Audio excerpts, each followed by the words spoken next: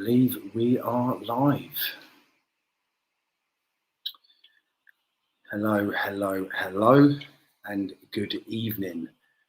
Hope everyone is good. Just make sure everyone can hear me and see me.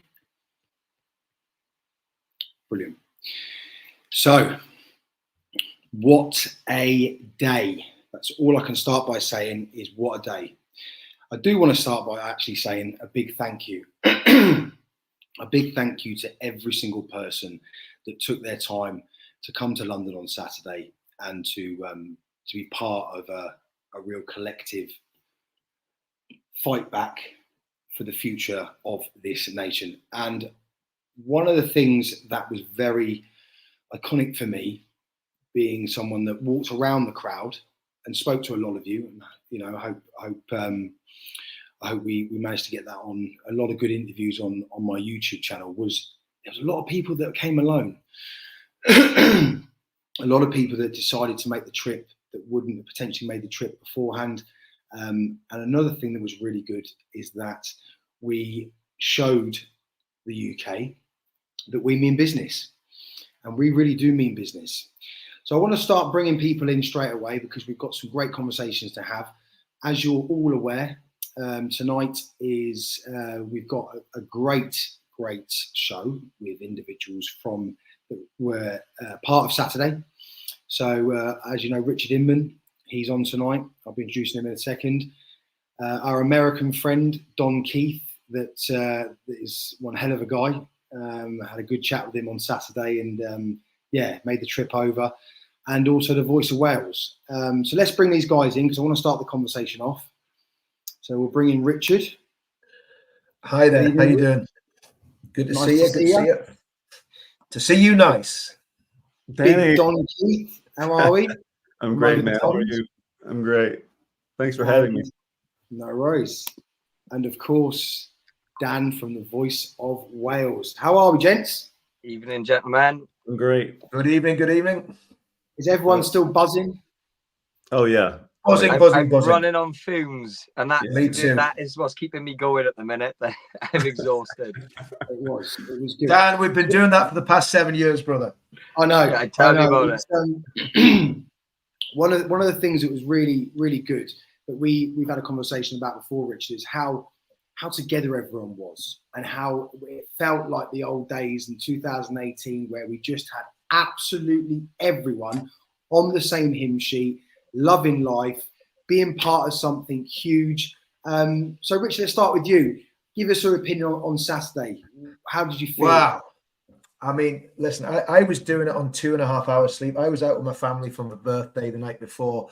Went to see Michael McIntyre. So I got to bed about half 12, 1. So I had about 2 hours sleep, got up, straight to the airport, picked a mate up that came across the demo with me. I abandoned him at the demo. I don't know how he got on because I just left him to it because there was that much stuff to be getting on with. But he said he had a great time. So because I felt a bit guilty, I thought I brought this guy to the demo, but he didn't get backstage and get anywhere. It was just like he just disappeared, you know. So, but just as, do you know what? As soon as I got to Parliament Square, there was a buzz about it. There was only about 10 stewards there when I got there, right?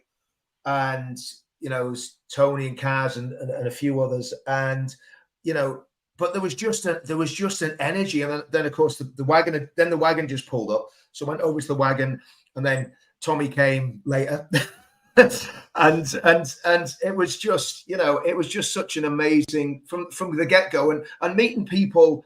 You know, it's really interesting because obviously we've all been about the scene for years, but there's new people coming in who've got really big followings on YouTube. They're absolutely smashing it. They're doing it slightly different, and they're doing it cleverer than we did because we just used to go, well, I'm not going to say it, but we used to call out the problem very, very blatantly, where these guys are being a bit more subtle. And that's where they've got a couple of 100,000 followers on YouTube, and we're like sitting there shadow banned to death everywhere. You know what I mean?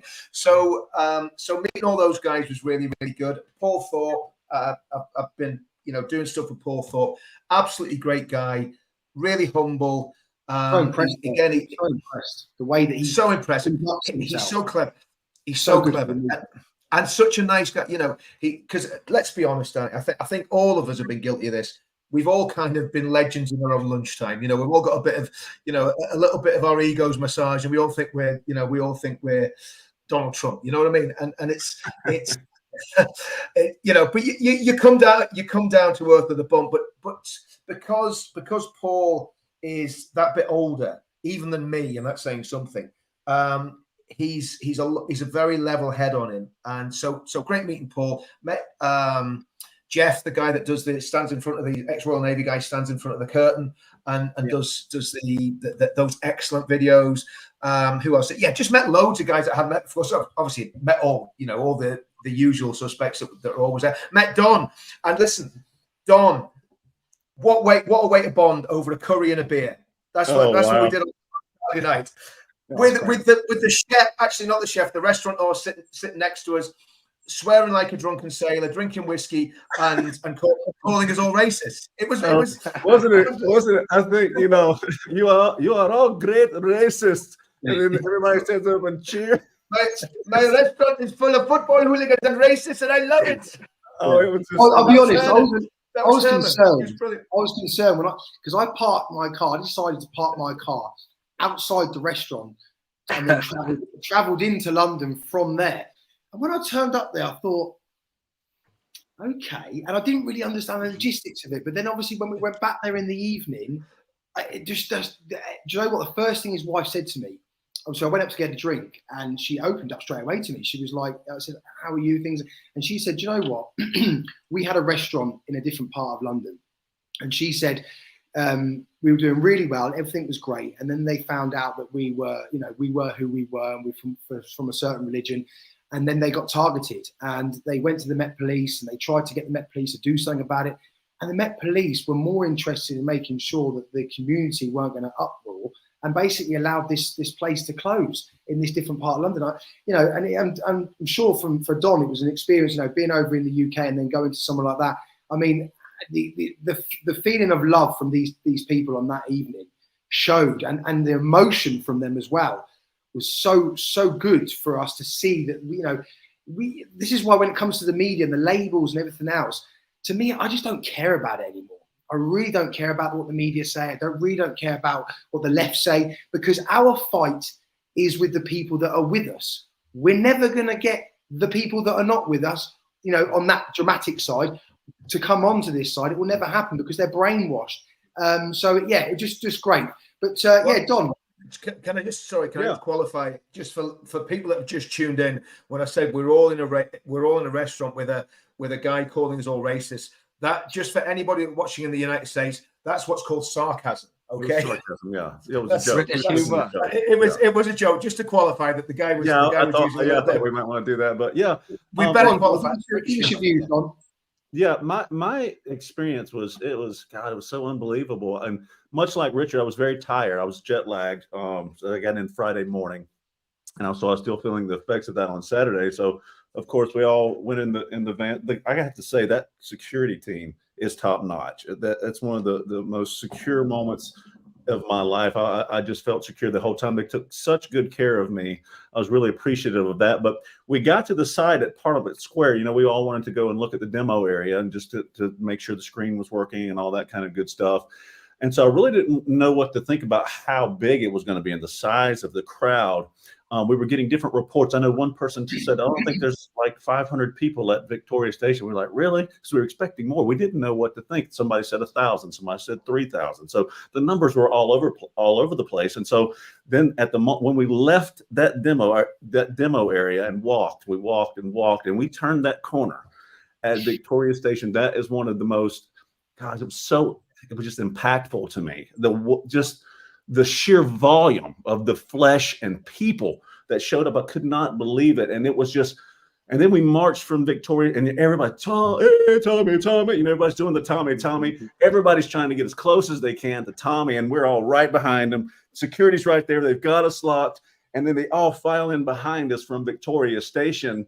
And just the weight of this crowd, everybody wants to get to Tommy. Everybody wants to get to various people in the crowd. Everybody just wants to get close to the guy because there's just something about him.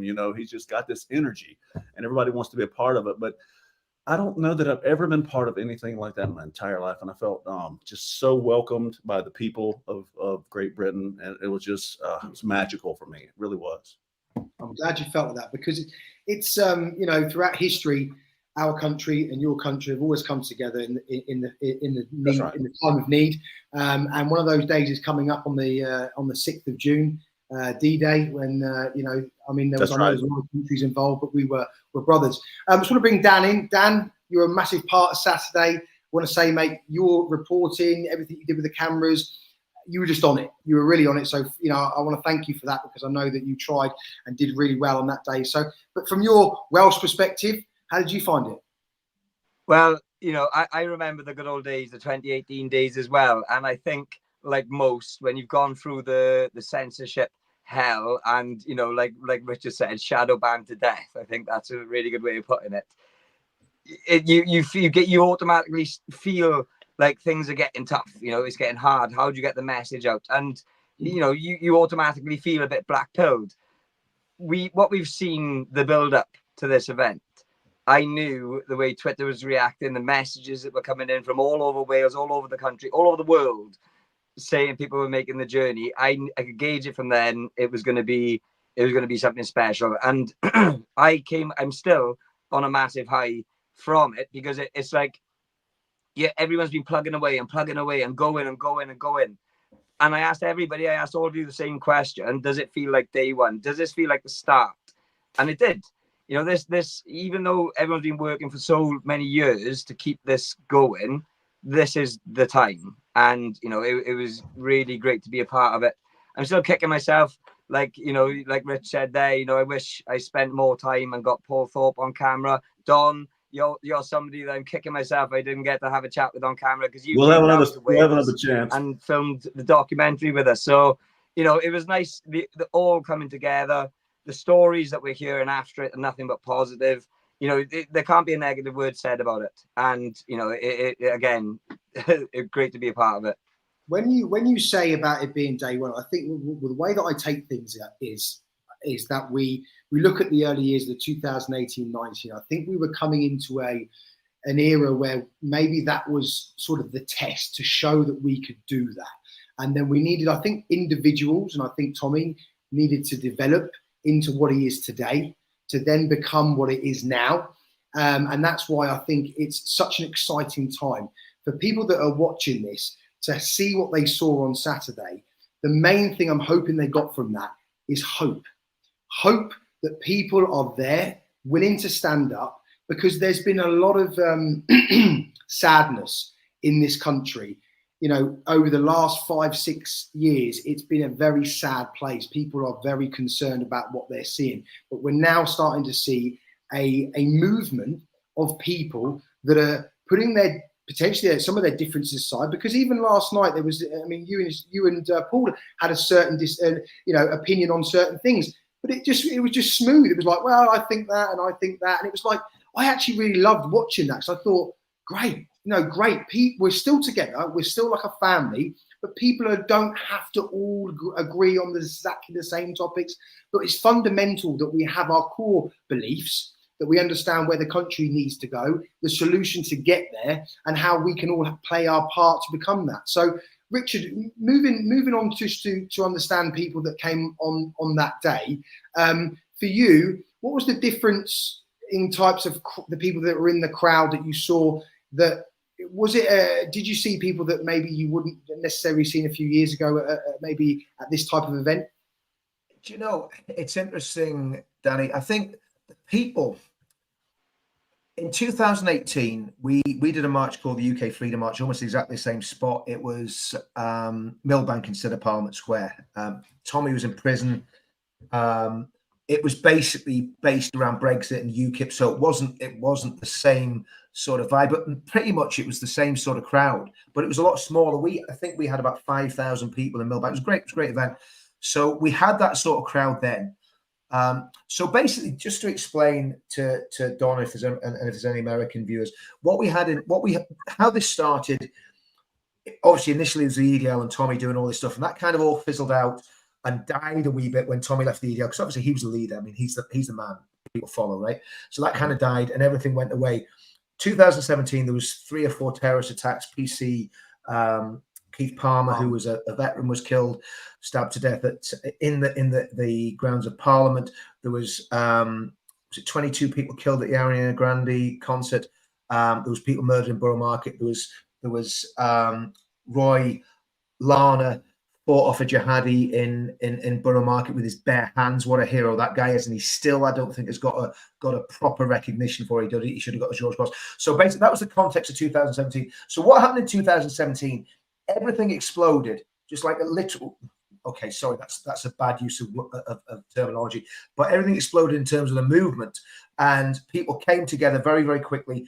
There was no ideology, there was no strategy, and what we had to try and do was cobble together a movement. Because I was saying this to Danny before we came on, I realized how important Tommy was, because Tommy had been doing stuff with Rebel News, but to me, Tommy still needs to be, if we were going to do a movement, Tommy, because of his experience with the EDL and because he was such a high profile and popular figure, he had to be involved. There's a lot of pushback from a lot of people that don't push back now, but back then they didn't want Tommy involved. So I pushed that. I pushed the UKIP thing. So we kind of cobbled together a loose coalition, and that was what was happening in 2018. I'm not going to go into it tonight, but it was deliberately sabotaged by deep state actors, right, who are still on the scene. I'm not going to go into that tonight because I don't want to, annoy a lot of people, but there were deep state people that deliberately destroyed it. And what we'd done, we basically took control of UKIP, which is probably at that time the third or fourth biggest party in the UK. We had control of it. When I say we, the leader was Gerard Batten, who was a personal friend of all of ours, and wanted the same agenda that we had. So we could have actually had the equivalent of the Freedom Party with Tommy Itt, with Gerard Batten, with Anne-Marie Waters, me, Danny, everybody else. So that would have been a force to be reckoned with. And it completely blew apart. And it looked like, to be honest with you, at Christmas this year, I've been through a whole lot of personal issues. And I said to my missus, I'm done with the movement. I'm not doing it anymore. I've had it. I can't do it. And I thought the game was up. I thought we were finished. So from my point of view, I know that's a long way to answer that question, but I think it gives context of where we're at. So we had everything like we have it now, except not on the scale. But what we didn't have, and this is really important, we didn't have a concise ideology, first of all. The second thing that we didn't have, and this is where I made a big mistake, I pretty much deliberately left my Christian faith at the door and walked away from it to do the movement. Okay. So that was in 2017, 2018. Now, for the first time, probably ever, we had 3 or 4 speakers on that platform that were promoting Christianity. Now, I don't want to alienate anyone that's not a Christian. I don't want to alienate anyone that's a Sikh or a Hindu or even a Muslim.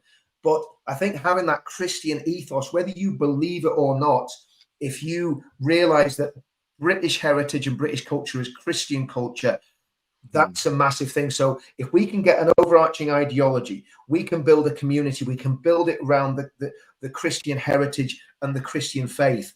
It's going to be very, very different to what we had in 2017, 18, because if it's not grounded in that, it is going to fall apart, because if you're not basing it in something that's very real and very and has a real rock solid morality behind it, it's bound to fall apart, because individuals become the main agenda instead of the ideology. So I know that's a bit of a long answer to your question. Yeah, no, Danny, you're right. I think that kind of what I want to do is set everything in its context and everything in its place. So I was massively encouraged by the Christian, the Christianity that was preached. Not in depth, obviously, because you can't do that at a demonstration. But there was nobody in that crowd, again, pushed back when Bob the Builder stood up and said, "Jesus is King." Everybody cheered. And it was the same, Danny, when we did it on St. George's Day. It was amazing. Yeah. Just to go on to that quickly, Richard, but I think 2018, everyone was trying to find their feet in everything that was going on. And people have to remember, the reason I got involved and the reason I ended up doing what I did is because Tommy wasn't there. So that was a problem. We were trying to do things without him actually physically being there. And then obviously later on he came out, and then obviously, the guy had been through absolute torture. We all saw what he looked like when he came out of that prison. He was a completely shadow from his former self. So I think we're in a position now, like Richard's saying, where everyone is understanding that there's things that need to be done. There's things that need to be implemented within what we're doing. And I truly believe Christianity is a big part of that. Now, I've had so many messages and so many comments talking about the fact that people that wouldn't have necessarily got involved that now see that we're, you know, this isn't, because they some people, even though we had the right message, they still, some say, wow, the football lad, this is a football hooligan thing. Now that this, you know, we are the way that we are, we're doing the things that we're doing, people are softening themselves to be able to look at things and say, these guys are actually trying to do something here, and it's actually quite important that we get involved. And I just want to, on that basis, I just want to play this one video for everyone. This is a guy that I interviewed. It's a very short clip, interviewed on Saturday, and he was on his own. Just listen to this quickly. Let me get this up.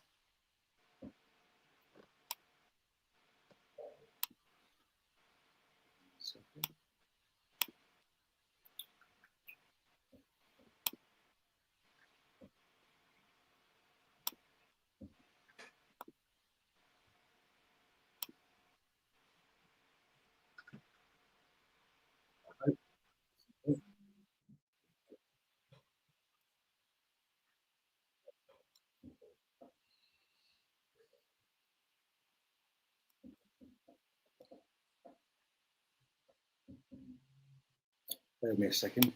Wrap this up. Okay, we'll come back to that because that's the wrong bit. So we'll carry on from that. That isn't the bit that I was trying to show. So we'll just get rid of that. So carrying on. I don't know why that's not worked. But basically, what it was is a guy on his own. He had two flags. He had an England flag and that wasn't. It was a you know, the three lions. I can't remember what what's it called, Rich? You'll know more than this. I can't remember either, but I know what you mean. Yeah, the flag, the purple fabric, yeah. Where have you come from? Some sort of standard, yeah. Yeah, where have you come from? And he said he'd come from Dorset. I said, why are you here? He must have been about 70 years old. And he got emotional with me. And he said, this is about our country. This is, you know, my wife couldn't come. I've come by myself. I was a bit worried about coming. And he said, I'm so glad that he came. And I will get that video up at some point. But it's so powerful that when I went through the crowd and spoke to individual people, so I was looking for those individual people, those people that maybe came on their own. And now we've really shown ourselves to be what we are. And I believe with 27th of July, we're really going to have one of the biggest events and celebrations of us, as our culture and of our history we've ever seen. Do you believe that, Richard? Oh, absolutely. I think this is just going to grow. Two things on that, Danny. One is, I think there's a massive sense of responsibility on us. And that's why, I mean, again, we were saying this before we came on, and people can laugh at me and mock me all they want. I don't really care. We need to do everything out of a place of love. I was talking to Don about this on Saturday night about, I could remember even after having all those beers, I remember what the conversation, Don. And we were talking about Martin Luther King Jr. and how his movement was the most successful civil rights movement in history. And it was complete. Yeah. It was completely peaceful. There wasn't a shot fired by his people. All right, you know, you had the Panthers and some of the white supremacist guys, but from his movement, there was no violence whatsoever. And I think what I felt at that event was a great sense of love and togetherness, irrespective of what football team you supported, what part of the UK you came from, the Scottish and the English and the Welsh and the Irish and the Northern Irish, all standing together. We had Irish flags there. We had Northern Irish flags there. We had Scotland flags. We had black people, white people, brown people, yellow people, whatever colour you want. You know, everybody was there standing together, and there was a massive sense of love. So I think there's a huge sense of responsibility to preserve that.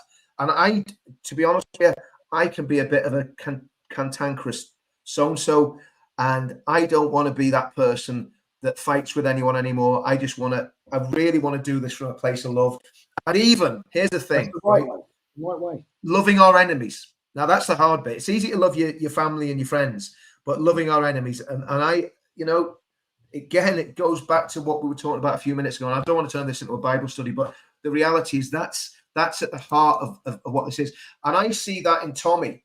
You know, and again, I'm not gonna. I think we've got to be careful not to hero worship people. But when I think about Tommy's personality, he has I've seen him forgive people and let things go, and a genuine Christian warmth in him. Now, he doesn't say he's a Christian, but he's got that in him. I know it comes from his mother, right? So, but there is that in him. And I think that's something that we need to promote, that side of the movement. Days of aggression and this, that, and the other, all of us know what we can do. All of us know what our capabilities are. But the reality is we've got to do this through a place of strength, but also strength and love. Those two things together, being strong, but being caring and looking out for each other and loving each other. And me and Danny lost a good mate, better mate of Danny than of mine, but big Andy Bomber, big, strong guy, and he was always there for every one of us. Like I say, I went through a bit of stuff and he helped me because he'd gone, I'm not going to go into it, but anyway, he helped me a lot, right? And he's not with us anymore now, but I think if we can do it from a place of strength and love like he had, then we wouldn't go too far wrong. No, too right. I just want to quickly say a quick hello to Danny. He's joined us a little bit late. Good evening, Danny. How are you? How are we doing? Can you hear me? Yeah? You good? Right, just quickly, Don, I just want to really just quickly, I mean, we're talking about Christianity, we're talking about that being implemented into this. I know it's not for some people that aren't religious, for us it's quite important, but in America, it's very similar that a lot of the Trump train, a lot of those Republicans, a lot of what they do incorporates Christ and the Christianity. Is that something you see? Because that's something I see. Well, 100%. Our nation was founded on Judeo-Christian principles. That's part of our, in God we trust. Famous sayings. But for 100%. You said something, Richard, about Thomas, that he doesn't claim to be Christian, but the Bible says you shall know them by their works, right? And you certainly see it in Tommy, whether he claims it or not. He's definitely doing the good works, but. Yeah, in America, you said Republicans, but Republicans and a lot of Democrats claim to be Catholic or Christian. The real problem we see with that is how can you claim to be a Christian or a Catholic and you support things like transgender transitions or abortion and things like that. So a lot of the Democrats, they won't agree that we were founded on Judeo-Christian principles, because to them, they think that excludes everyone else. But the whole point of America is that it is a melting pot. So that's why we have freedom of religion in America, because we accept people from other religions and other countries, and we accept each other. So even though we were founded on Judeo-Christian principles, America's a huge melting pot of both ethnicities and religions alike. Yeah, amen to that. Right, Danny, let's get your views. Again, you're a big part of Saturday. We had a good interview with you. Give us your perspective, mate. How did you see it? It was a great day, wasn't it? It was a day where we finally got our stuff together. After all this, a long time of preparing everything going forward. We finally hit that point in time where we were able to show exactly what we're about. And at the same time as when we had in the documentary, the police, they understood that we was going to expose their tactics, so they come differently, and that put a whole different perspective on the crowd as soon as we got there, because we didn't feel like we was going to be under attack. We felt like they were there to facilitate a protest, which what they should always do. So with all that together, it just turned into an amazing atmosphere, and it was really great for us. And people watching, everyone wanted to be there who wasn't there. So just by that, you can tell. That sea of people, when I was at the front, and because I held my phone for 5 hours. 5 hours. I had a 5-hour live stream. So I just promised people that I knew how important it was, that from the time it started to the time it finished, that people saw exactly what this was about. And I thought, if I hold it for that time, hopefully people will say, well, I watched the whole thing. And I'm telling you now, it was great. There was no problems. So just to have that, when I held my phone up and I had it facing me, and then I saw the sea of just people, and it just did not stop. I mean, that in itself is an achievement which every single person that came on that day should really feel proud of themselves. and they can say that they did something because they cared. Now, moving on just quickly, just because I know we could. Danny, can I dive in quickly? And I don't want to dominate all this, but the policing thing's really important, because I think you've got to give credit where credit's due. Okay, now when the police have been awful, and believe you me, the police have been terrible over the years. We've had some terrible experiences with the old bill. For American audience, that's the police, and the police. Myself and Tommy negotiated with the police for 6 weeks, meeting them sometimes twice. Actually, it came 3 times a week at the end. And that individual team that we work with, the guys there, Jack, Tom, and Dave, I think they played a blinder. And I think they did a lot to redeem the reputation of the Metropolitan Police, because that could have gone in a very different direction. And again, I just want to very quickly say this. There was a letter sent to me and Tommy on Friday night, and I did a live stream on it and deleted it straight away because I realized it would probably cause a problem if I'd left it up there. But there was a letter sent from one of the higher ups above this team that we've been dealing with, basically demanding to see the film and saying that there was going to be action taken. It's basically a threat to me and Tommy, saying, if you don't let us see the film and anything kicks off, it's on you and we're going to come after you guys. Of course, we just ignored it and threw it in the bin. But the reality is that those guys, those officers that we dealt with, who were, I think Jack was a superintendent, the other 2 were inspectors, so they were senior police officers, but it was the top level that were trying to mess things up. And I think the relationship we'd managed to build with Jack and Dave and Tom meant that they trusted us, we trusted them. We said to them, don't come anywhere near us. We don't want you anywhere near us. We don't want the left anywhere near us. If anything happens, we will sort it. We will police it ourselves. Just leave us to it. And they did, and we did. So, and I think with that as well, we've got to thank the stewards. You know, the leads of the stewards, Kaz and Tony, did a great job. The whole stewarding team did a great job. The security, Andy and the whole security team, an absolutely fantastic job. So I think everything went perfectly smoothly because there was a lot of planning. Everybody knew what they were doing, and it was proper. And I think, look, the football lads behaved in an exemplary manner. The members of the general put, everybody behaved in an exemplary manner. So it was, you know, that's the point. So well done to the police and everyone. Too right. No, and it's important, Rich, because that's important for people that want to come next time. People that want to come next time want to know that the police are finally starting to do the right thing. And now we look forward to the 27th. So for the 27th, I mean, it's very early days. I've had a chat with Tom. I said, should we push it? He said, push it straight away. Let's talk about it. So the idea, which I believe is at this stage, is to take over Trafalgar Square.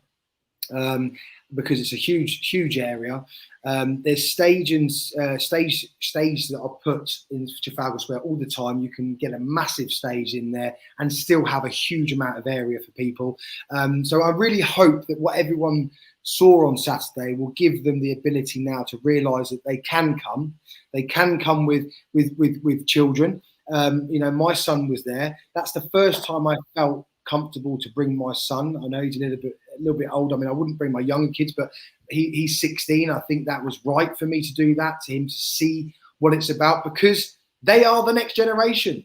These are the guys that need to know about what's going on, because the schooling systems at the moment that we're seeing, the indoctrination of our children, the things that they're pumping into their minds, you know, that they're not preparing them for the world that we live in. And so for me, when I removed my son from the schooling system and got him homeschooled, he is such an, you know, for his age, everyone that meets my son, they say, I can't believe the way he comes across. He seems like he's a lot older. It's because I believe I've implemented things that every father and every, you know, the way that the schooling system was, to show them that this world is a dangerous place, but it's also a great place, and you need to know the rights and wrongs and understand who's good and who's bad, and understand you've got to make your own choices in these parts. So, yeah, so in terms of, Dan, let's bring you back in Wales.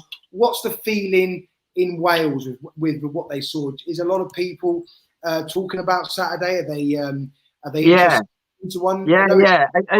From Wales, but I want to say something on the previous point about the people in the crowd and the amount of people who it was their first demo, the amount of people online who said they were unsure about this time and maybe they're going to come next time. I was at the march, and like Don said at the front, it was the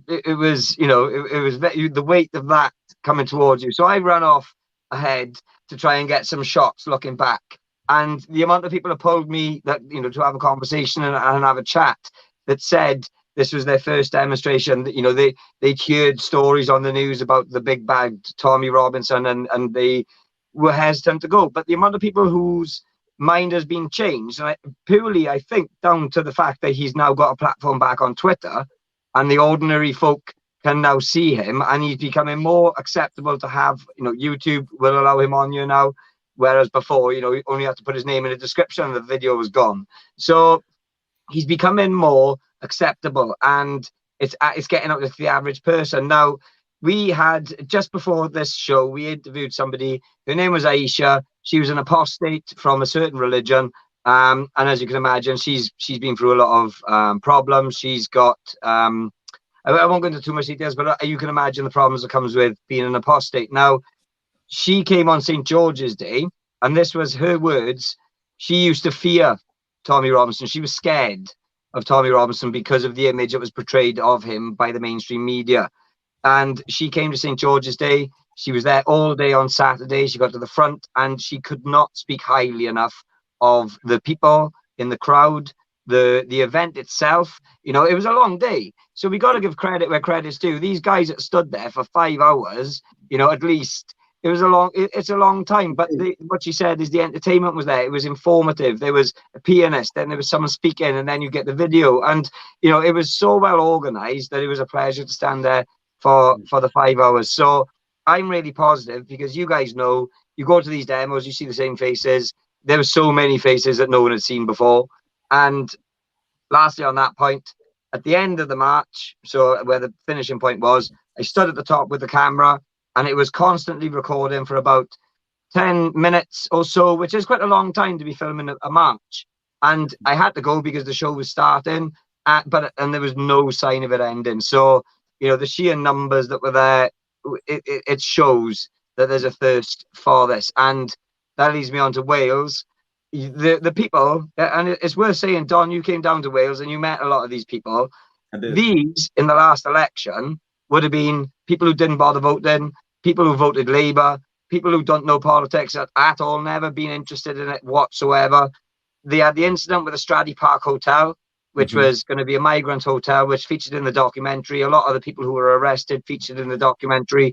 And they are ordinary folk who stood up and said no, and they beat the Home Office. After 100 days of 24-hour protests, they beat the Home Office. They had a camp set up. There was the local people were delivering food. It was a really fantastic operation, and they won, and that opened their eyes. Now they are fighting everything now, and they've been up to Telford. They came to St. George's Day. They came on Saturday, and they're already booked up and ready to go on the 27th. And with all the chatter, there's a lot more people who were concerned because Tommy, especially in Wales, these people don't vote in Wales normally, and if they do, they vote Labour majority. It is a scary thought, but the feedback gets there now. The mainstream media headlines don't watch anymore because there's videos showing the opposite. They're getting more views than the mainstream media. So the narrative is smashed, and it is strike while the iron's hot, and the momentum is there for the 27th. I said, if you think this one was big, this next one, I can feel it. I know it. It's gonna be even bigger. I think as well. The next one's going to have more views than Morecambe and Wise on Christmas Day.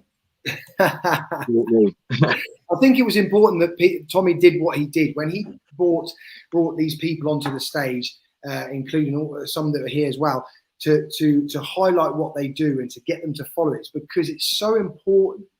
That I keep saying this all the time. We have to forget the media. People are worried about, some people are straight away wonder what the media is saying.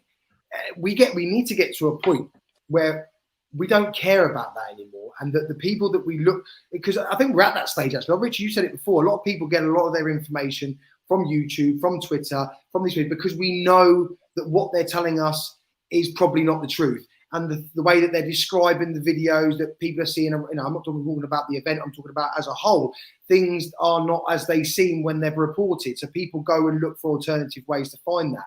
So what Tommy does, I think, is crucial. And I believe from what I'm hearing, from what he's saying, the 27th will be unraveling sort of a plan now.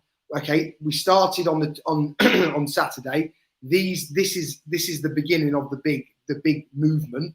Now on the 27th, let's come up with the plan and the solution and get together and work out a way to change this. Rich, is that around about right? Yeah. I mean, absolutely. I mean, I've been talking to Steve about this, and there's things I've been working on, for about a year now in terms of ideology and how we can have a coherent ideology. Now, obviously, I've got my ideas on that. My ideas are published. I'm going to leave. There's a site. I'm going to leave it there for everyone to have a look at. But that doesn't mean my ideas have to be everyone's ideas. I'll just seed that into the system, and if people like it and they want to do it, that's absolutely fine. If they want to do something different, that's absolutely fine as well. So there's already a lot of the heavy lifting is done. It's really just if people want to buy into, what me and Steve and some people a lot cleverer than me have thought about in the background, then great. If not, it's not a big deal. It's the stuff's out there, and so that's put one part of it, and then the other part of it. Once people, this is kind of the road. Spit my teeth out. This is the roadmap as I see it. Okay, so you get the ideology right first. So you get everyone buying into the ideology. Then you build the family and the community, right? So you continually get more and more people joining this movement of love and optimism and positivity, and then once you've done that, you reach a critical mass, because we know there's going to be a lot of pushback from the haters. We know we're going to have the group that has hate in its name, which is the most hateful, vile, disgusting, spewed out of hell group I've ever come across in my life. That group and all its minions and all the people on the far left and the other people that hate us will overpower them with love. But what we'll also do, we'll have a critical mass of about, I think we'll have between 30 and 37 million people. I know that sounds crazy. I know that sounds absolutely crazy, but I believe there are between 30 and 37 million people that believe pretty much exactly what we believe. They just don't know how to articulate it. And if we can build a movement that can have 30 to 37 million people in this country, there's only 48 million people ever vote. We will have control of this country for 20 years, and the left will not be able to do a thing about it. But we've got to do it in a very short period of time, and it'll be rough, and they will be taking us out, and they will be destroying our social media. So we need to think very tactically and strategically. We need to have tactics of how we can actually oppose the attacks that we're going to get, but we need a strategic plan of how we're going to get from here to there, and that's what we need to tease out. Bit like Trump. I mean, going into I see Tommy as the Trump, and what we need is a Steve Bannon who's the bulldog that's just plowing through everybody and has a strategy and knows what he has to do. And Don will be able to tell us a lot more about this. And this is where we could probably, I tell you what, Don, I don't know if you could facilitate this, but we could probably do a Steve Bannon coming over on the 27th. As crazy as that sounds. I don't know if you got that sort of context, but I can see what I can do. Just on that, I mean, you look at Trump supporters. I mean, it is like a family in America. That's how I see it. I mean, when I follow a lot of people that support Trump, and when you see the flags, and I mean, these huge flags, you even see boats. They have like boat parties where they've all got, that it seems like they've got their stuff together. They've worked out a plan how to stick together. And it seems like a family over there. Is that how you see it? That's 100% correct. And absent the $4 million, Tommy and Donald Trump are almost identical as far as their approach, the way the people feel about them, the way the opposition attacks them, the lawfare that they're using against. And I said this on stage at the rally the other day. The lawfare they're doing against Donald Trump is the exact same thing that they're doing to Tommy Robinson. And the people see it. The people are seeing it in your country. They're seeing it in my country.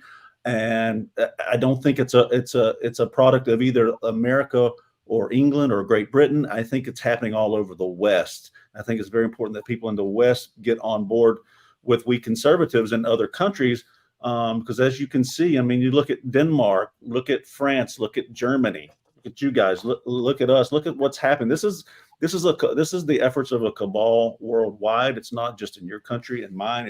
It's everywhere, and it's an attempt to dominate the world. And that's what everyone has to wake up for, and everyone has to start speaking out. In every country, people who are like-minded, freedom-loving individuals like we are in every country have to band together. And I think when we do that, it'll make the entire movement in every country stronger when everyone wakes up and realizes what's happened. But yeah, to your point, we are a big family. Those of us who love Trump, and we face the same sort of obstacles that you do. We get called the racists and the bigots simply for supporting Donald Trump. If you support Tommy Robinson, you're a racist and a bigot. You know, I made a post today. I said, I wish everyone could know Tommy Robinson personally. It would take you almost instantly, and you would realize everything the mainstream media has said about him for years has been nothing but a lie. I believe that that's so true. And when I met, I've been following Thomas for quite a while. We've communicated via social media for a few years now, but I haven't known him personally that long. And it didn't take me, like I said, 5-10 minutes. I knew him like that. We were like kindred spirits, and I just knew the guy had a great heart and that he meant well. And I think everyone would know that if they could but obviously you can't know, millions of people, but I think if they knew him like we know them, they would have the same idea of him as we do. Richard said something yesterday on Paul Thorpe's live stream about the fact that since I've been involved in 2018, there's been a lot of people around Tommy, a lot of people saying things, trying to change how he's doing things, and he always keeps his cool. He always keeps his cool. I mean, we've seen him not keep his cool, but that's away from. We very much felt like we were a family because we were traveling everywhere with each other and everything else. But he always manages to bring everyone together, even if someone wasn't feeling like what they were feeling, they want to go there. He just had this aura about him, was just like, lads, just chill. We'll talk about this. We'll work it out. Never raises his voice. Never gets really angry, gets passionate. Don't get me wrong, gets passionate, but doesn't get angry. And it's one of the things I also want to touch on that Don just said about America. One of the things that I see in America, I mean, America's a lot bigger than the UK, I understand that. But one of the things I think we need to do in this country is have, in the different cities around the UK, we need to be able to, those people to communicate with each other. Because one of the things that I noticed when we were pushing for St. George's Day and we're pushing for Saturday was a lot of people were all in the same area, but they were saying, I need a lift. Can anyone put me in a car? I've got 3 spaces. We need to come up with a system where people in different parts of the UK, be it Manchester, Birmingham, Scotland, Northern Ireland, people can talk together some way, maybe Facebook groups, whatever, to say, right, you're part of this group in this city. You will work out how best to get down. You bring your lot down, Manchester, Birmingham, all these different places. I think that's something that America does very well. The planning around what they do when it comes to Trump and the fight back seems very organized. Everyone turns up, and that can only be from everyone from those cities communicating. Is that right, Don? Would you say that's right? Yeah. It's a lot easier to be organized when you have hundreds of $1 million in your coffers, right? And you're paying people to organize you. So you know what I mean? But you're right. I think the more that we can communicate and organize via social media or whatever means to provide if people need means of transportation or whatever, I think that's going to be nothing but beneficial for sure. Because we need everyone. What happened on Saturday showed the UK, showed the political class, showed the police forces that, oh dear, these people are starting to realise what we're doing. They're starting to get organised and they're all coming out. Now, the love, like we keep talking about, I don't want to get soppy about it, the love that we felt, the people that, the amount of comments and messages, you know what, I feel so bad that I didn't come. I did think there was going to be violence. I did think all this was going to happen. And I promise you on the next one, I'll definitely be there. I'll be bringing my cousin. So that's important that we started somewhere. I mean, Danny Roscoe, I know you've been quite quiet there. Let's bring you in. In terms of what you saw there, I mean, you obviously, you're from the black community. How do we galvanise and get people to understand from all communities, including the Black community, that we need their support on this? I mean, how do you see it in your community? How do you think we could get people to I mean, we had a lot there, but I think the Black community around the UK is huge, and they're passionate people. I watch people all the time. We've got Shady Shay on here. I mean, a great guy, passionate, really good. I watched him on Paul Thorpe yesterday. What can be done to try and bring everyone from that community on board with this?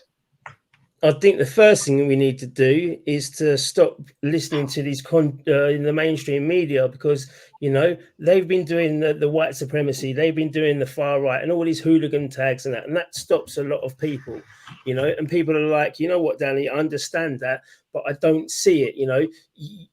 I need to be able to see it, but I don't want to go there because I believe what the mainstream media is saying. So what we did at the weekend with your streams and everyone else's streams is showed side by side what the mainstream media is putting out versus what is on hundreds of different platforms that, you know, is an alternative media. All the YouTube streams, it shows something completely different.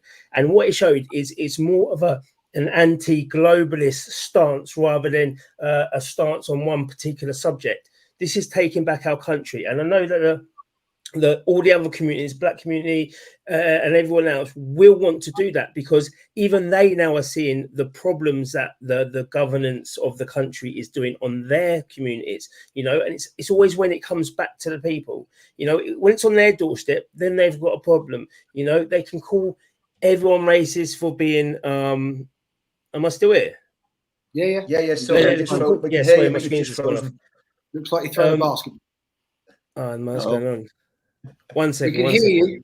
Can you still hear me? Oh, that's fine. Yeah, so they can see what the immigration is doing to their community, to the Black community. South London is going to be getting flooded with immigration, and they don't like it now. So they're like looking at things and saying, okay, then cool, let's join a movement that isn't specifically on one thing, but something that we can all get behind. And this movement is just that, because it can break off into multiple different things. We've got, you know, evangelist churches. We've got, you know, people who are getting knives off the street. All these people, they come to me and say, you know, let's get involved. And especially after Saturday, that was the turning point, because they're like, we watched it for 2-3 hours. We didn't see any trouble. We didn't see what was being portrayed on the mainstream media. So the 27th, what have we got to do to get involved? How can we get down there? You know, and it's growing naturally, but because it's it's going to be getting back our country as a whole,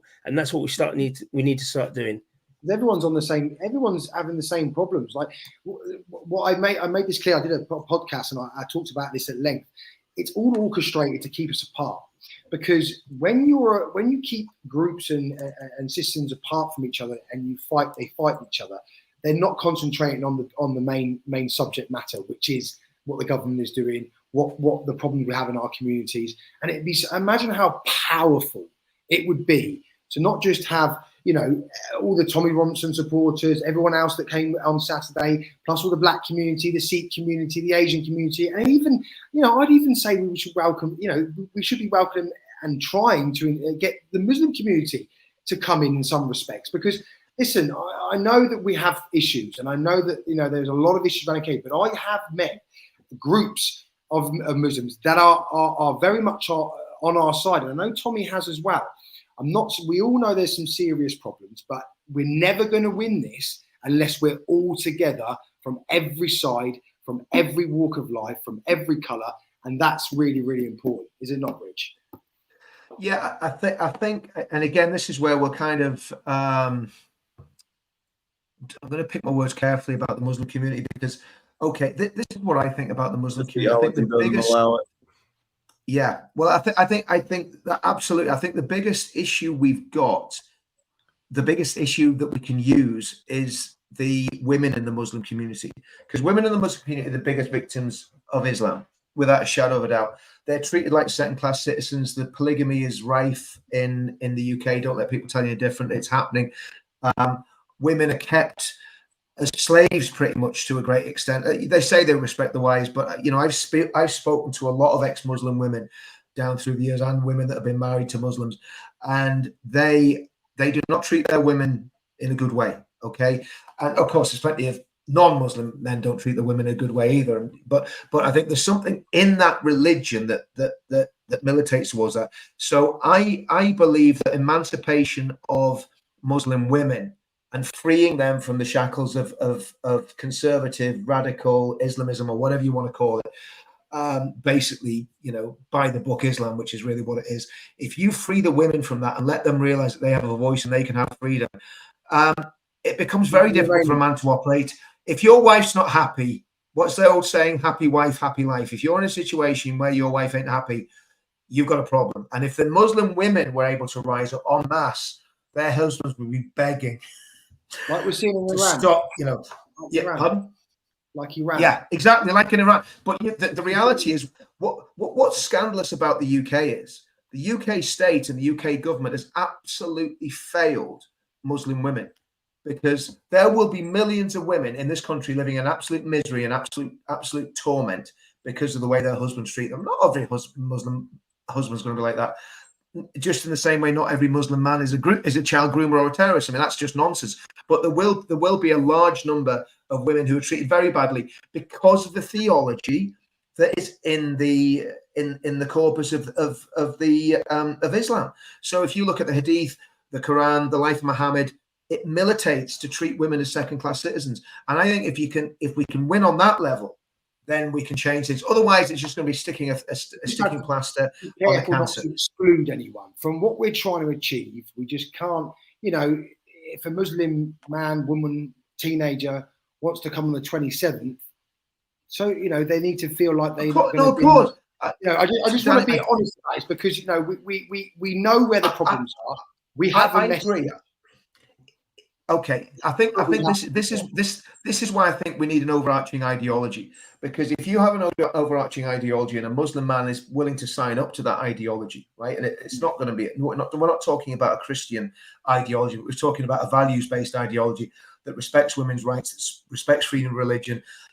An extremist Muslim cannot sign up to that, but a sort of Muslim in name only guy can sign up to that, right? So what you have to have is a statement of faith that protects all those freedoms, not a statement of faith, a statement of values that protects all those freedoms: freedom of speech, freedom of religion, women's rights, not discriminating against people because they leave the religion, not discriminating people because they're gay or whatever. So if you protect all of those rights in an overarching ideology, then the extremists, the Nazis aren't going to be able to sign up to that. The far left aren't going to be able to sign up to that. And the extremist Muslim isn't going to be able to sign up to that. But the center ground, which is the 37 million, they will be able to sign up to that. And that's why getting this ideology right is so important. And I hear people saying, well, as long as I think we've got to have a pretty nailed down ideology that people can go, okay, that really makes sense. And that's what I'm quite passionate about. Can I jump in here yes. for a second?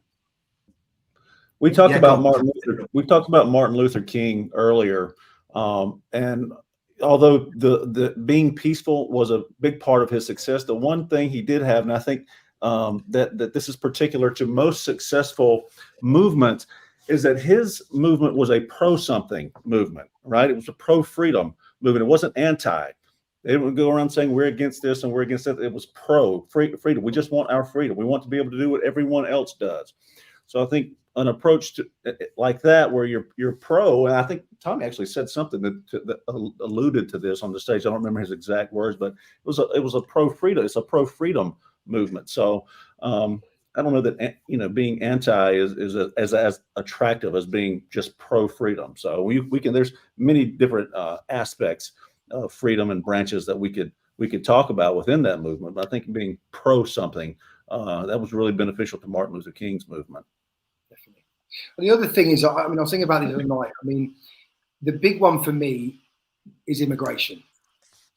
For me, there's a lot of things going on, but for me, it's immigration. I think we need a referendum on immigration.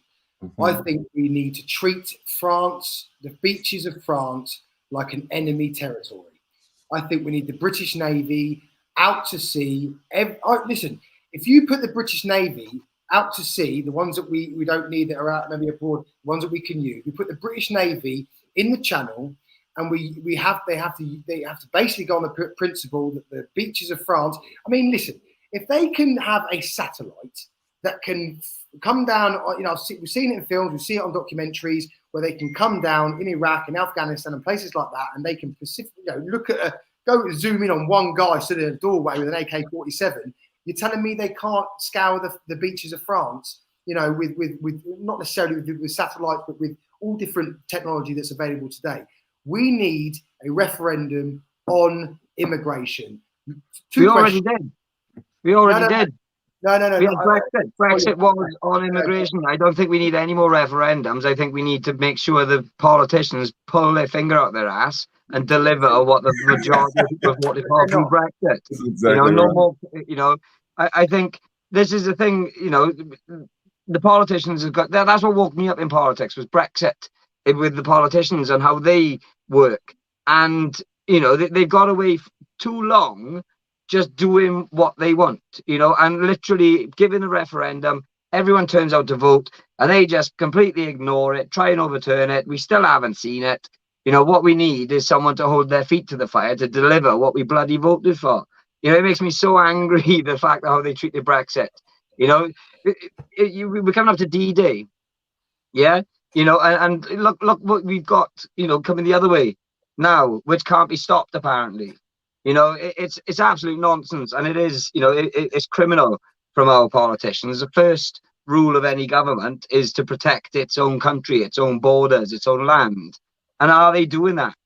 So, you know, I personally don't think any more referendums. I think accountability needs to be had from these politicians that's literally just taken the mick out of us since 2016.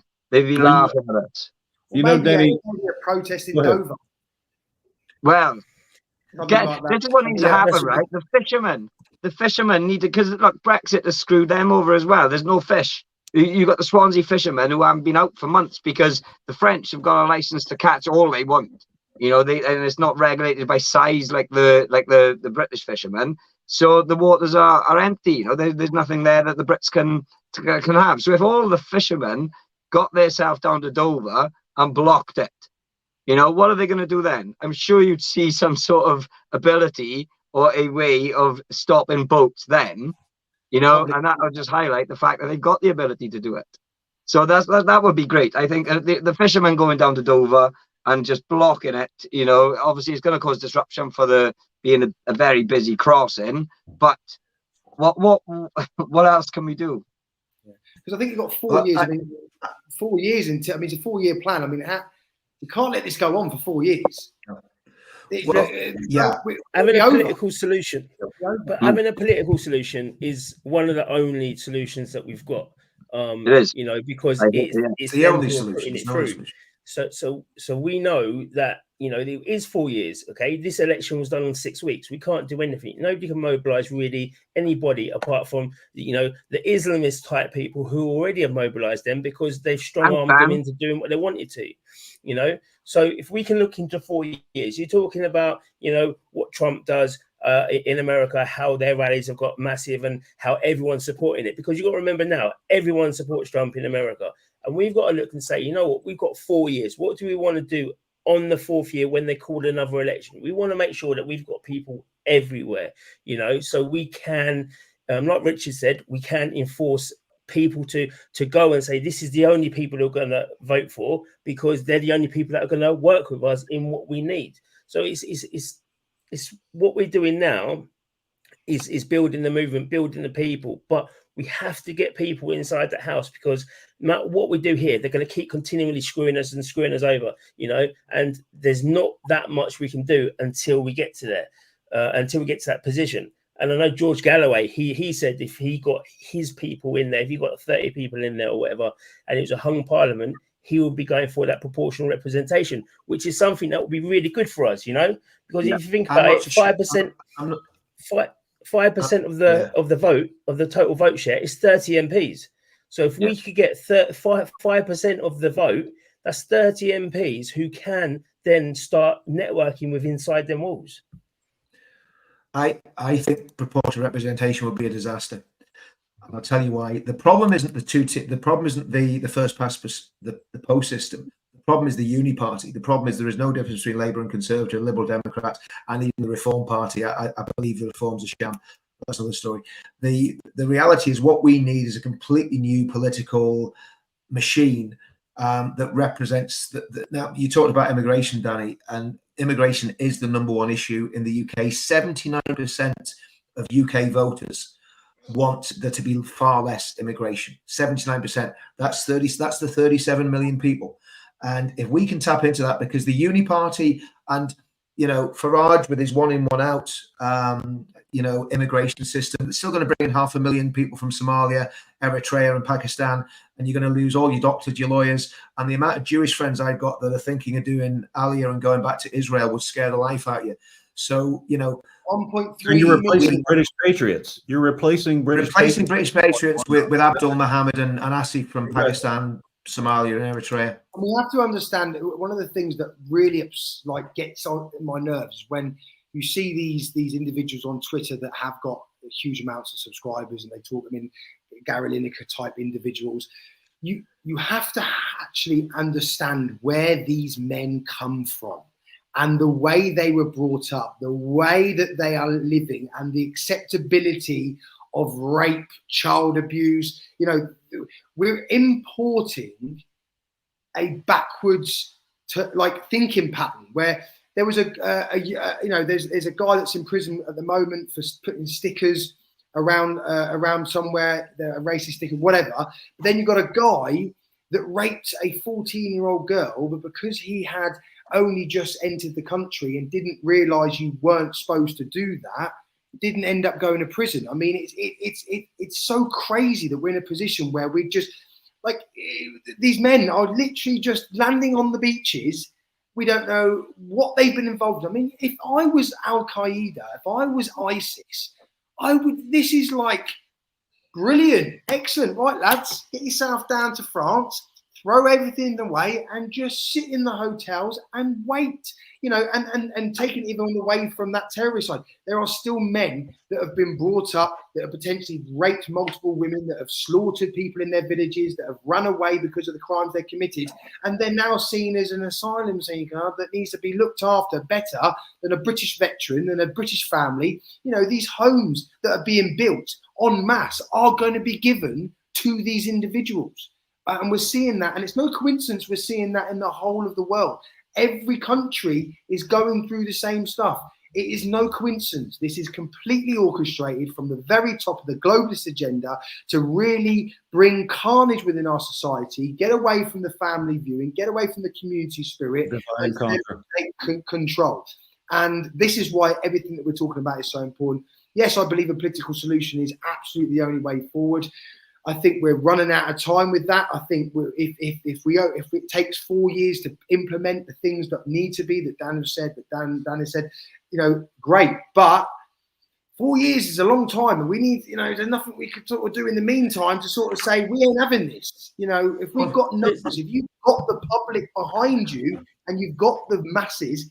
Like they said, like they did in Whitehall, they used their groups, their lefty groups, to remove someone that was being arrested. They put public pressure to change things. And I think, yes, politically, we have to go down that route. But I also think as the public, as the strength that we now are gaining and will have over the next year, 2 years, there are things that we can do to try and stop this from happening.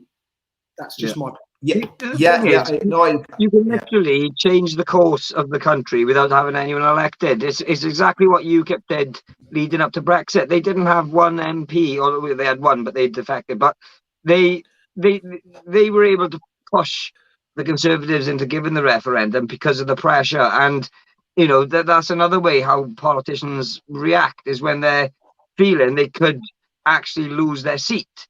And that's when they tend to react out of fear of losing their seat and their nose in the trough. So, that on Saturday, that would have scared a lot of politicians, because they know, especially Conservatives, because they know that is their voter base. Those people there, these people aren't looking for the next BNP candidate. You know what I mean? They're looking for a traditional Conservative bloody party that isn't scared to stand up for British values. And that's the only thing in any form of charter or something like that I think you need, is if you're you are proud and you embrace and you support and you promote British values, welcome aboard. Yeah, that's spot on, Dan. Because what I'm not sure if I think I shared a bit about this when I spoke to you last week. I've been working on with my friend on this document called the Pledge. And what you do with the Pledge is you take it to the your local MP and you say, we've got 20,000 voters in your area that signed up to this pledge.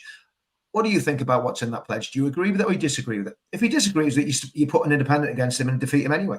If he agrees with it, then you can hold his feet to the fire forever because he's just said, oh, yes, I actually agree with that, to try and win votes. So it's basically, again, it's exactly what you're saying, Dan. It's applying that pressure. Eventually, I think we have to take power. I think, and I'm not interested in being involved in party politics, but I'm certainly interested in building a movement where there's the ability for people to actually stand and take power. And we've got to not just take power, but we've got to take back the institutions. So we've literally got to have a purge of the cultural Marxists and the far left, from the civil service, from the universities, from the police, from the military. There has to be a day of reckoning for these people, because these people are destroying our country. They're destroying our children. They're destroying our way of life.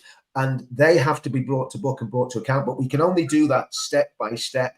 And we've got to be very careful that it doesn't metastasize into something that becomes something dangerous and sinister. So we've got it. And again, that's why what Don was saying about it has to be a positive message. It has to be, we're not against this, but we're pro-British, we're pro-English. Exactly. That's it. That's it. Exactly. Everything for the British and everything for the English. We have to understand that there are things happening around the world that we do not like. And the Northern Irish and the Scottish and the Welsh. No, but that's really we have to start ourselves.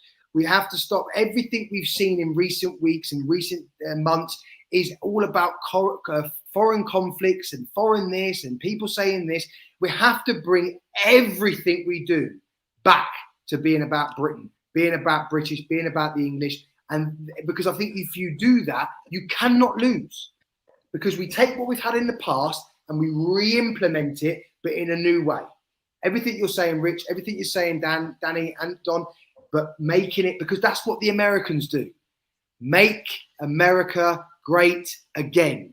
We need that, and we need it fast, because we are running out of time. Dan, do you know, Danny, there's such a sense of urgency. That's why, I mean, I'm spending all my time, you know, I'm going to end up bankrupt, so I'm spending all my time doing this, not doing my business. But, you know, it's just, I just feel there's at the minute, there's such a sense of urgency. We've just had this demo, we've got the 27th, but we've got to be at it. We've got to be working, thinking how we do it, thinking how we win.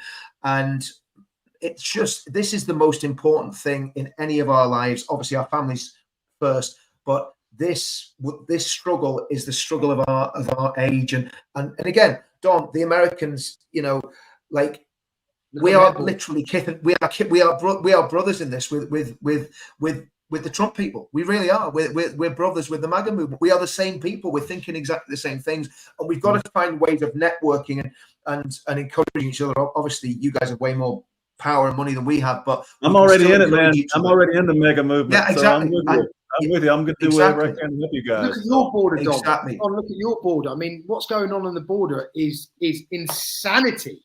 Well, let's talk about politics. You want to talk about what a despicable politician our president is? Let me tell you what he did today. After removing all of Trump's brilliant and amazing border policies, when he was got rid of all of Trump had the safest, most secure border in the last 50 years.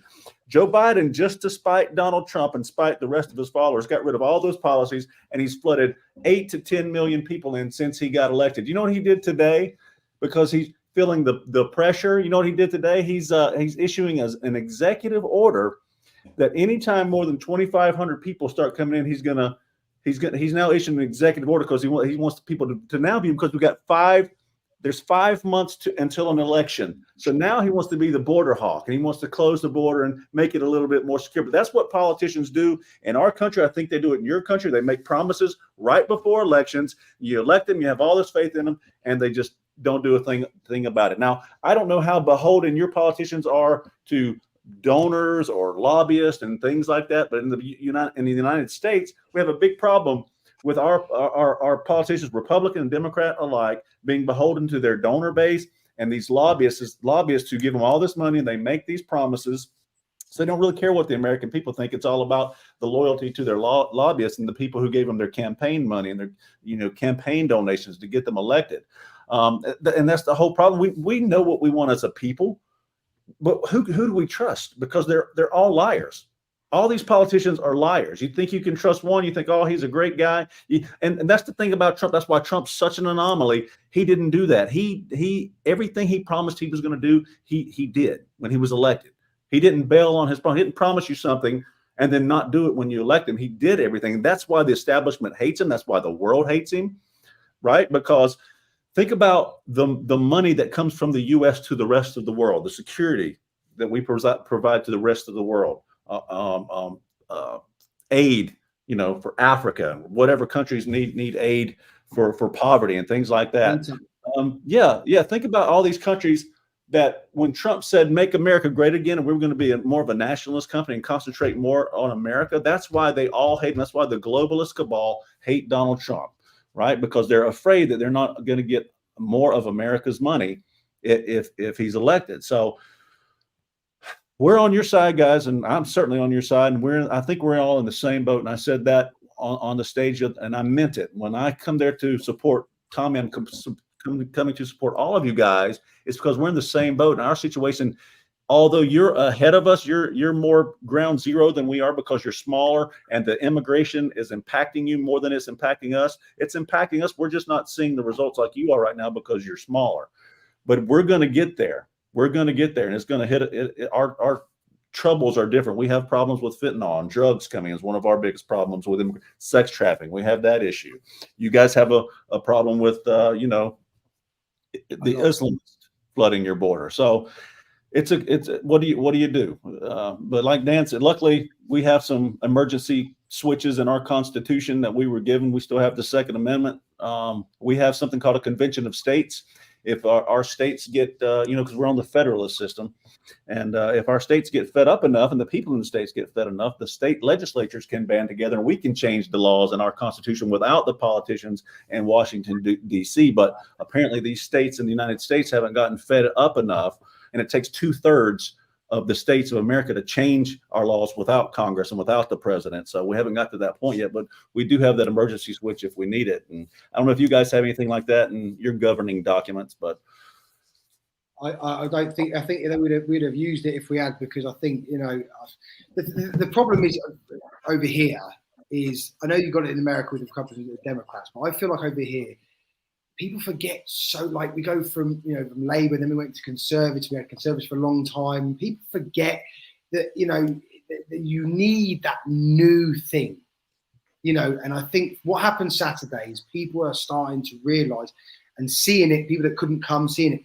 The new thing is starting to develop. Before it's like, you see comments, it's too late. What can we really do? England's done, Britain's done. Absolutely not. This is about understanding that before social medias, before the internet, people had power of the people.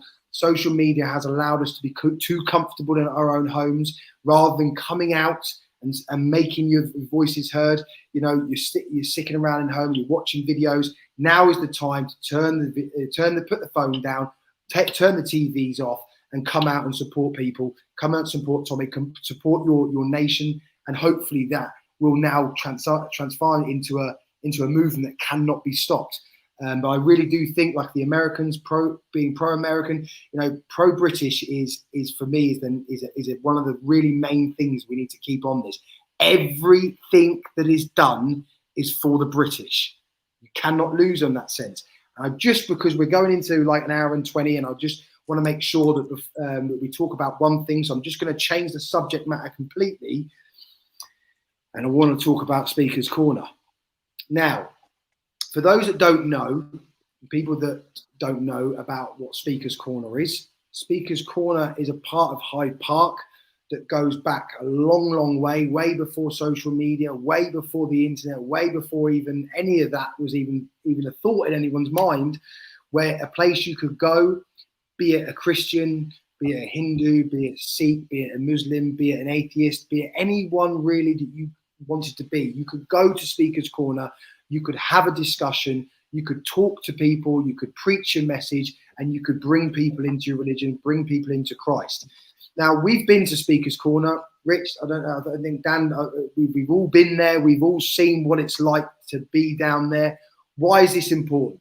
Well, it's fundamental that we have our history and our heritage. And our history, when it comes to free speech, when it comes to the ability to say what you want without the fear of being attacked, Speaker's Corner is part of that. And it's probably one, if not the most iconic place in the UK to do that. Now I'm going to stop waffling about that and explain what happened. On Sunday, the day after our event, there were two very good, well-known Christian preachers that are down in Speaker's Corner on a Sunday to preach the gospel, to preach about Christ and to bring people to Christ. They were mobbed by Islamists. They were attacked. They were assaulted. Their Bible were ripped from their hands, and they held the Bible up and they took each individual page out of that Bible and they ripped it and they threw it on the floor and they all stamped on it and they all caused one of the, for me, a really sad day, not just for Speaker's Corner, but for our country. I do think it's that iconic. I'm a devout Christian. I find that very offensive. When I found out about this, I made a decision that I would be traveling to London, traveling to Speaker's Corner on Sunday to stand in solidarity with those preachers. My pastor from my church is actually considering to come. There's pastors all through through social media that are coming. There are individuals that are traveling from Birmingham, Manchester. You know, I'm not expecting thousands. I'm probably not even expecting hundreds, but we're expecting group that are going to come peacefully. That is the main word here. We are better than them. We are going peacefully to Speaker's Corner to defend our faith, to defend our nation, defend our heritage and our history, be it Speaker's Corner. Richard, what's your opinion on what you saw, what's happened, and what's going to happen on Sunday? Yeah, actually, if you look in the private chat there, Danny, there's a video there that actually doesn't have the actual bit where they're ripping the Bibles. It has the aftermath where there's somebody who's just ripping the page up. There was two guys arrested. One was dressed in Palestinian garb. The other guy had a hoodie up. Both appeared to be Muslim guys, I would imagine. Not, can't confirm that for sure, but that's what it seems to be. That's what the Christians on the ground said. So I've seen the footage.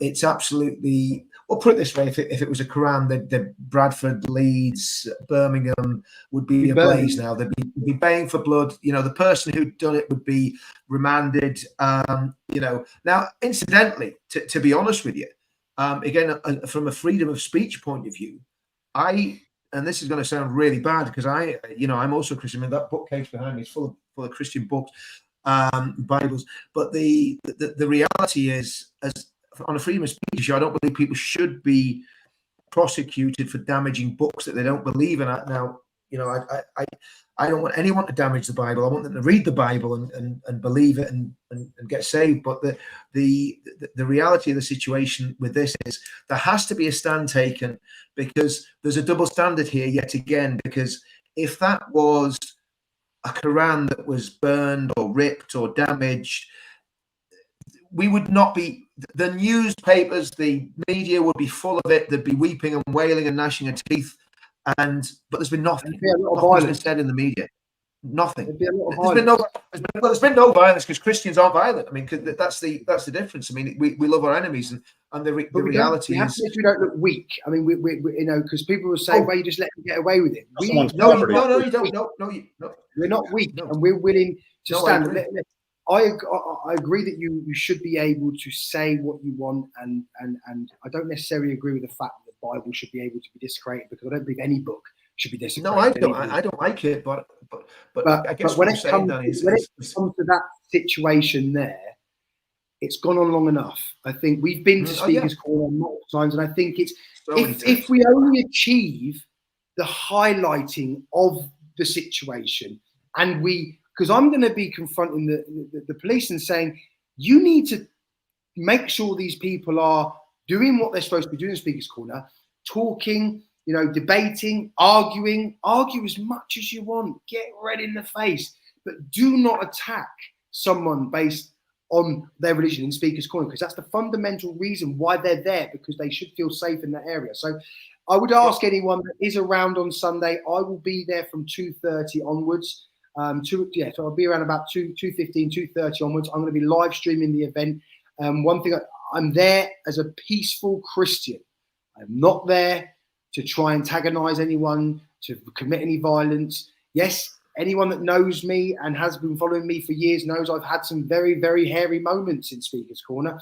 I've been surrounded by 20 or 30 of them, all telling me they're going to stab me, all telling me this and that and the other and all this. And I've just said, bring it on. Yeah, that's how I've got. Anyway, so it's always been very hairy, but I believe that the collective group that are going down on Sunday are going to make a real point, and how iconic it will be for it to be Sunday as well. That's something I just wanted to get out. I mean, you know, it's important. Dan, I think everyone that's a Christian that can go. I can't come because I'm in Northern Ireland, but I think everyone's a Christian should go to Speaker's Corner, and non-Christians, everyone that believes that bullying and intimidating, because this isn't what you're saying is right. This isn't a one-off. This has gone on. I mean, Hatun Tash was stabbed in the head. She's now disappeared because somebody was going to go to Speaker's Corner and shoot her and the bodyguards and cameramen. That's why she's not at Speaker's Corner anymore. The police intercepted the guy, arrested him, charged him, but there's an active death threat against Hatun Tash. So the reality is that is the and obviously the attack that happened last Sunday, the table was kicked over.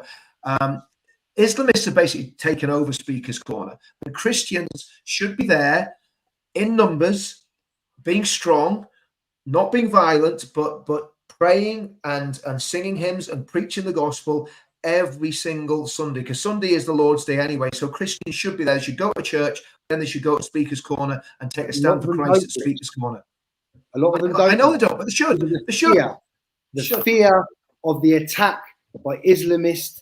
They do this. They have this like bully mentality where they surround. I mean, there was a few of us. I mean, I remember a time where we had what's the Sikhs guy's name? I can't remember his name, but anyway, he was down there quite. Tommy Robinson. Tommy Robinson.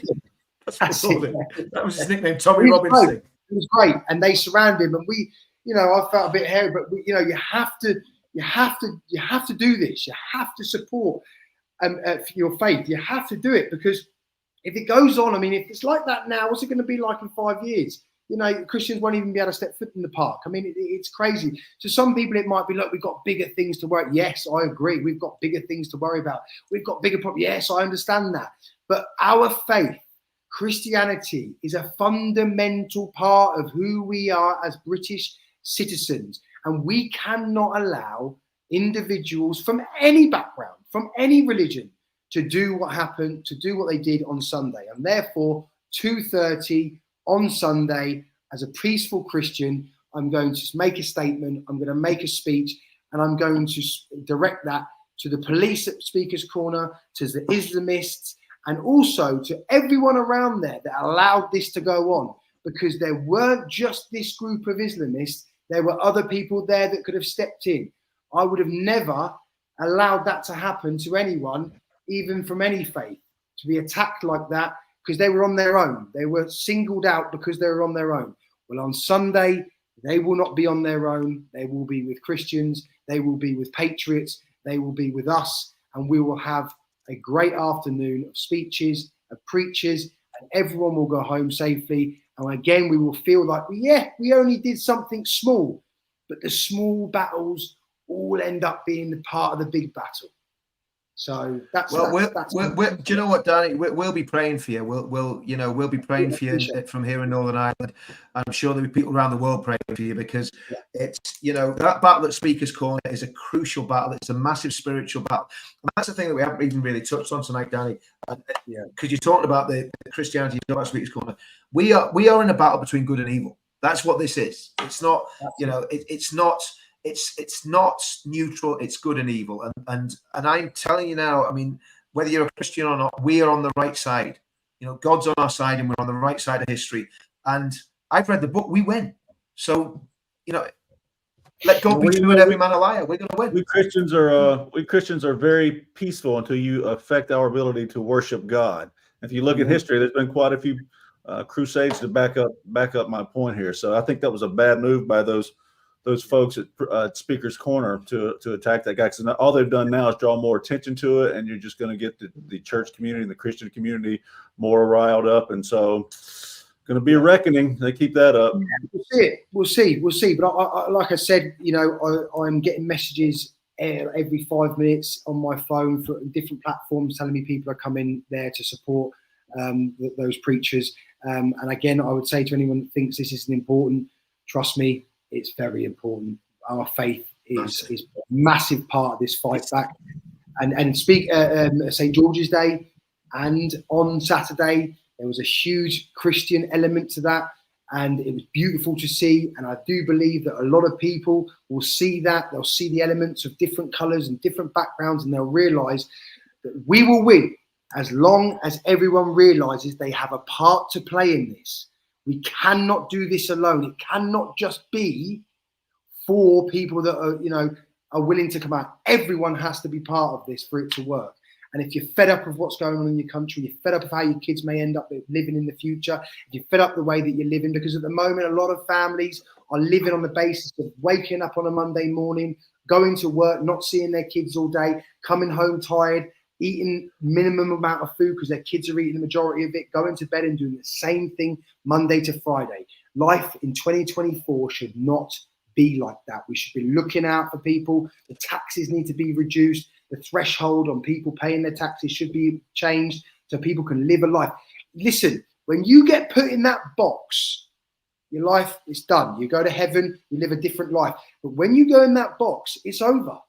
Why are you going to spend the whole of your life just giving other people their money and not living a life, not having the time? I make as much time with my children as physically possible. I run my own business. I do my own thing because I know how important it is to be there for the family, because kids these days don't have a lot of fatherly figures. I'm not calling for everyone, but I know that a massive problem in our communities at the moment are children that are not got the father figures, that go on to be looking for those father figures in different elements, the gangs, the bad side of having those different friends. So I'm waffling a bit, but I promise you it's so important that we look after each other, we become a family, we stick with our Christian heritage, and we preach every time we can get together.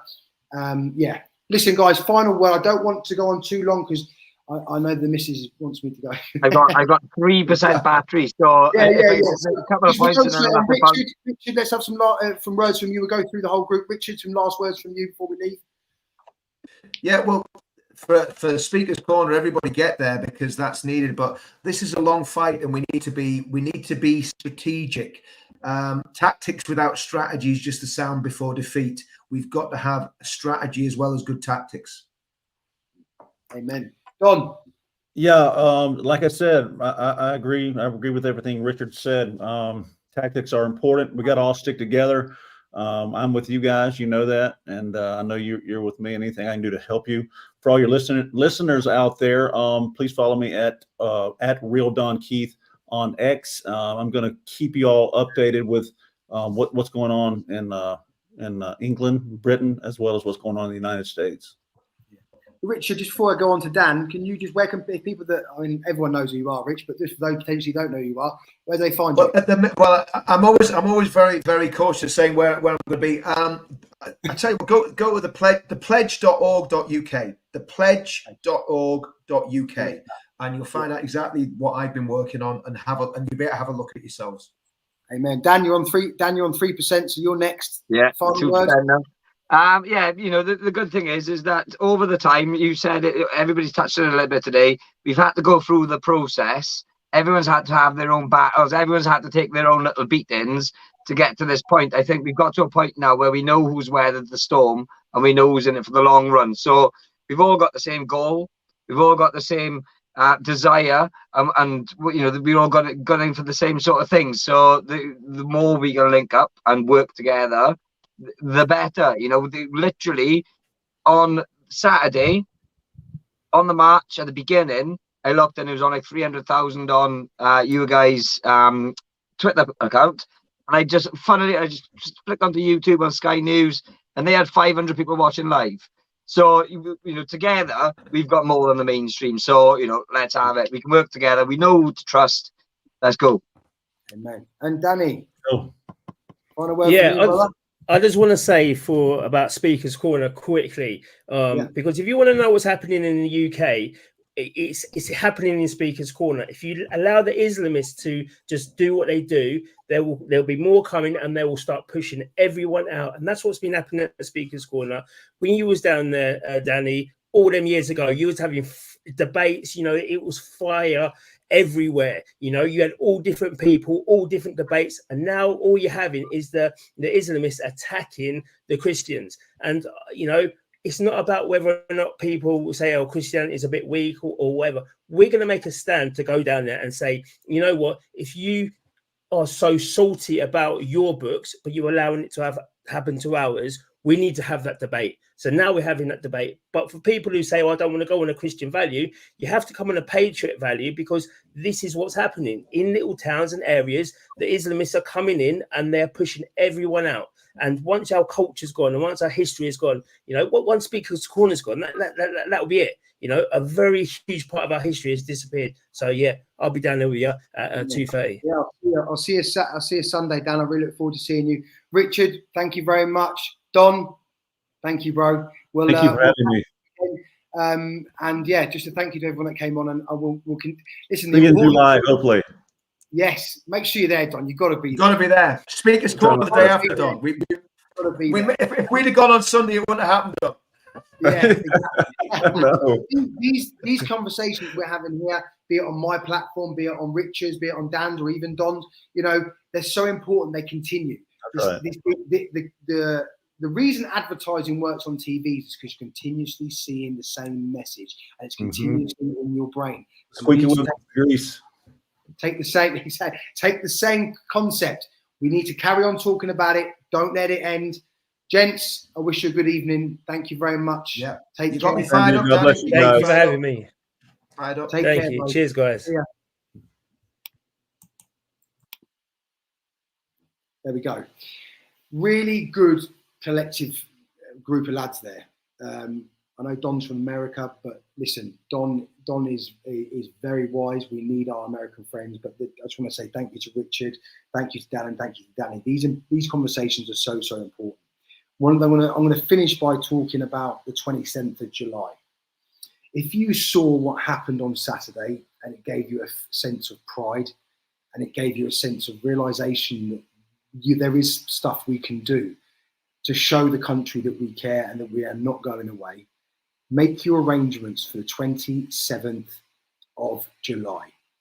The area will be Trafalgar Square. All the details will follow. I hope to see 3-4 times the amount of people that we saw on Saturday. The only way we change this and make an impact is if we all come together. God bless you all, and I hope to see as many as I can on Sunday at Speaker's Corner. I'll be there for 2:30. And for everyone that's coming, thank you for your support, and I'll see you then. Goodbye.